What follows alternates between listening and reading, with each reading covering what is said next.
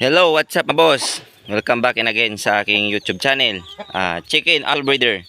So, ngayong umaga nga mga boss ay gusto ko naman ibahagi sa inyo ang aking kaalaman patungkol sa pag-aalaga ng naked hen o manok.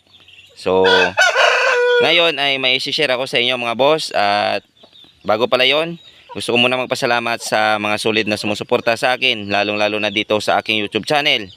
Sa mga subscribers ko, maraming salamat sa inyo dahil hanggang ngayon ay patuloy kayong nakasubaybay sa aking mga upload na videos. Sa aking silent viewers, maraming salamat sa inyo. Sa mga sumusuporta sa akin, maraming salamat sa inyo, and God bless sa inyong lahat. So, bago tayo dumako mga boss, ay mayroon akong ibabahagi sa inyo. At tara.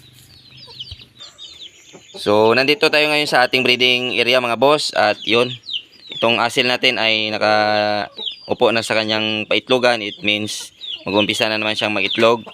At yan yung ating Pakistani asil mga boss. So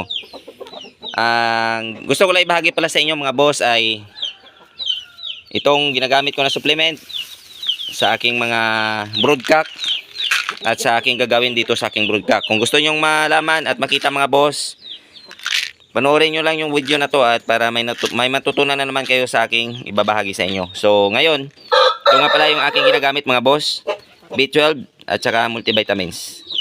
So magkukuha muna ako at ipapakita ko sa inyo na magbibigay tayo sa ating broodcock, at ipakita ko na rin sa inyo kung ano yung gagawin ko sa aking broodcock ngayong araw. So ito na nga mga boss, nakakuha na tayo ng multivitamins at saka yung B12 na capsule. So tara, pasok tayo sa ating munting breeding area mga boss. Yun. At mahirap dahil ako lang mag-isa.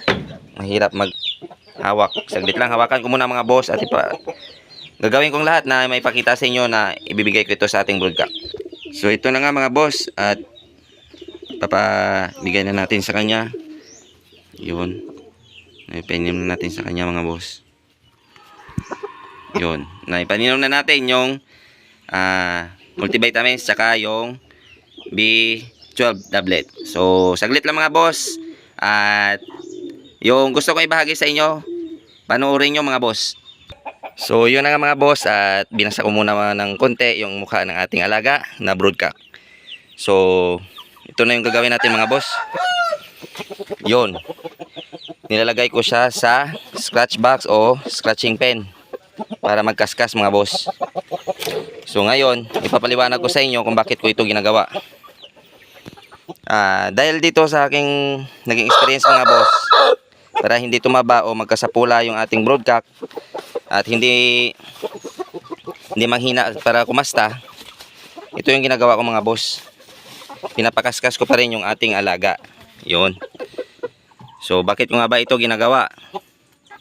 Para na mapanatiling nasa kondisyon ng kanyang katawan, malakas na binti, at matibay pa rin yung kanyang kondisyon, dahil nga ito ay kahit na pinapakasta natin ay pinapakaskas din natin siya.